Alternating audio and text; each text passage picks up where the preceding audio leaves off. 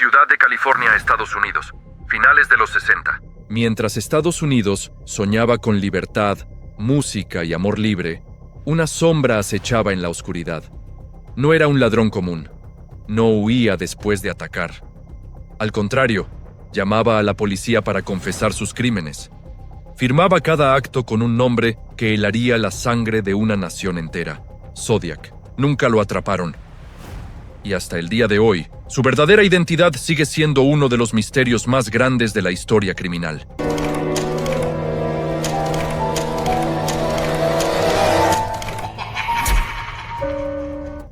Todo comenzó la noche del 20 de diciembre de 1968. En una solitaria carretera conocida como Lake Herman Road, dos adolescentes, David Faraday y Betty Lou Jensen, estaban dentro de su auto. Tenían 17 y 16 años. Probablemente hablaban, reían, soñaban con el futuro, pero alguien se acercó a su vehículo en completo silencio. Sin mediar palabra, les disparó a quemarropa y desapareció en la negrura de la noche. La policía llegó, investigó, pero no encontró pistas, ni sospechosos, ni un motivo claro. El caso, trágicamente, quedó abierto y sin respuestas. Pasaron 6 meses. La calma se había reinstalado, pero era una calma frágil. La noche del 4 de julio de 1969, otra pareja, Darlene Ferrin y Mike Mageau, estaban estacionados cerca de un parque. De pronto, un auto se detuvo justo detrás de ellos. Las luces cegaron su espejo retrovisor. Un hombre corpulento bajó de ese vehículo. Caminó hacia ellos con una lentitud aterradora, como si disfrutara cada segundo del pánico que estaba a punto de desatar. Y entonces abrió fuego. Darlene murió horas más tarde en el hospital. Mike, milagrosamente, sobrevivió. Desde su camilla, aún conmocionado, describió al atacante.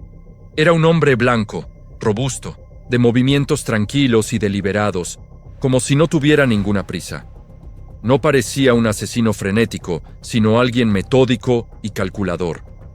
Su testimonio fue crucial, pero lo que pasó después convirtió este caso en una leyenda. Apenas una hora después del ataque, el teléfono sonó en la comisaría de policía de Vallejo. Una voz masculina, calmada y fría, dijo: «Quiero reportar un doble asesinato. Yo lo hice». Dio la ubicación exacta del crimen y, sin más, colgó. El fantasma tenía voz. Pocos días después, la pesadilla se trasladó a las redacciones de los periódicos más importantes de San Francisco. Varios diarios recibieron cartas escritas a mano. Algunas de ellas estaban manchadas, decían, con sangre. Pero lo más inquietante era su contenido. Dentro había fragmentos de un criptograma, un código extraño y complejo. Junto al código, un mensaje que era una amenaza directa. «Si no publican esto en la portada, mataré otra vez». Las cartas estaban firmadas con un símbolo que se convertiría en su macabra marca registrada, un círculo atravesado por una cruz. El asesino se había bautizado a sí mismo. Se hacía llamar Zodiac. A partir de ese momento comenzó un juego perverso y aterrador entre el asesino y las autoridades. Zodiac enviaba más y más cartas, deleitándose en la atención mediática. Describía sus crímenes con detalles que solo el asesino podría conocer para demostrar su autenticidad. Se burlaba abiertamente de la policía, a quienes llamaba incompetentes. En sus mensajes delirantes, afirmaba que no mataba por placer terrenal, sino que estaba recolectando esclavos para el más allá. La paranoia se apoderó de California. Cada carta era publicada. Cada mensaje era analizado por expertos y aficionados por igual, todos tratando de descifrar la mente de este monstruo.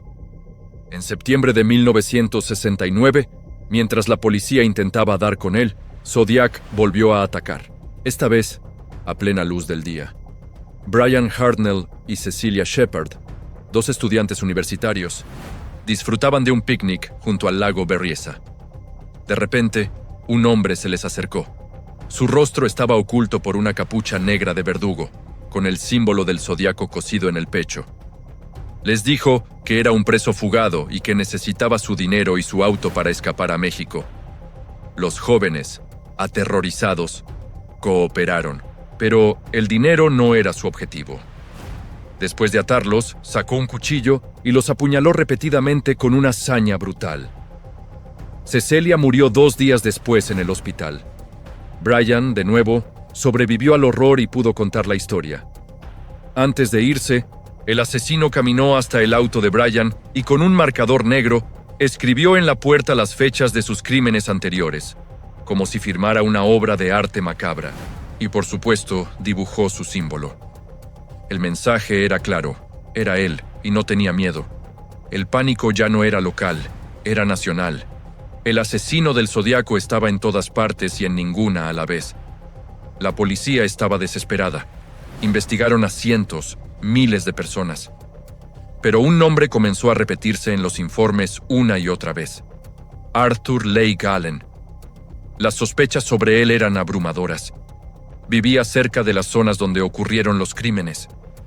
Era conocido por su comportamiento errático y poseía relojes de la marca Zodiac.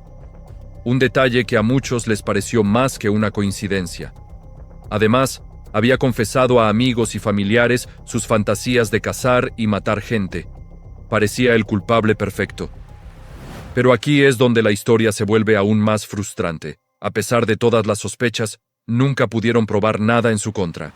Su ADN, comparado con la saliva de los sobres de las cartas, no coincidía.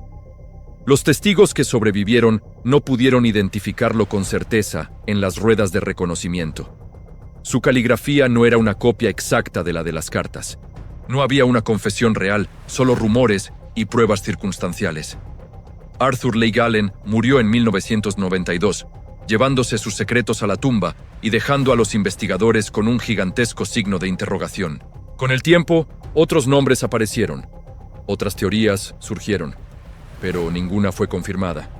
Y entonces, tan repentinamente como empezó, todo se detuvo. La última carta verificada del Zodiaco llegó en 1974. Después de eso, un silencio absoluto. ¿Qué le pasó? Oficialmente, se le atribuyen 5 asesinatos confirmados, pero él, en sus cartas, se jactó de haber matado a 37 personas. Nunca fue juzgado. Nunca fue detenido. Las preguntas siguen flotando en el aire más de 50 años después. ¿Murió?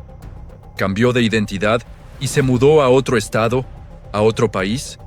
O quizás la idea más escalofriante de todas.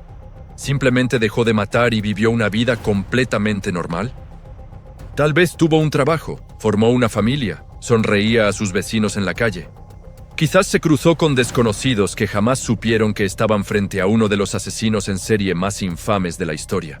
El caso sigue oficialmente abierto, y la identidad del asesino del Zodiaco permanece enterrada en la oscuridad. Un fantasma que se niega a desaparecer. Gracias por acompañarme en este viaje a las sombras. Si te interesan estas historias, no olvides suscribirte para no perderte ningún video. Nos vemos en el próximo misterio.